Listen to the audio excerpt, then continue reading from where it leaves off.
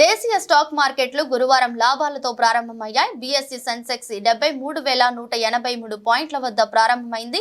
ఇది గత ముగింపుతో పోలిస్తే 239.42 పాయింట్ల లేదా 0.33% ఎక్కువ. అదేవిధంగా ఎన్ఎస్ఈ నిఫ్టీ 64.45 పాయింట్లు లేదా 0.29% పెరుగుదలతో 22,212 పాయింట్ల స్థాయి వద్ద మొదలైంది. సెన్సెక్స్ ఇండెక్స్ 291.27 పాయింట్లు పుంజుకొని 73,234.95 వద్ద ప్రారంభమవగా నిఫ్టీ 102.75 పాయింట్లు పెరిగి 22,250.65 పాయింట్ల వద్ద మొదలైంది. నిఫ్టీ కంపెనీల్లో 40 కంపెనీలు వృద్ధిని నమోదు చేయగా 10 కంపెనీలు నష్టాల్లో ఉన్నాయి.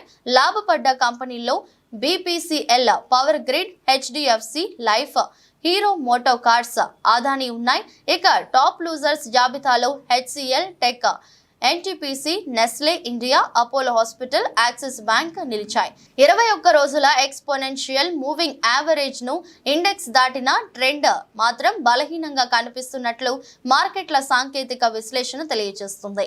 అయితే అధిక విక్రయాల మద్దతుతో మార్కెట్లు సుమారు 22,000 పాయింట్ల వద్ద పుంజుకునే అవకాశం కనిపిస్తుంది.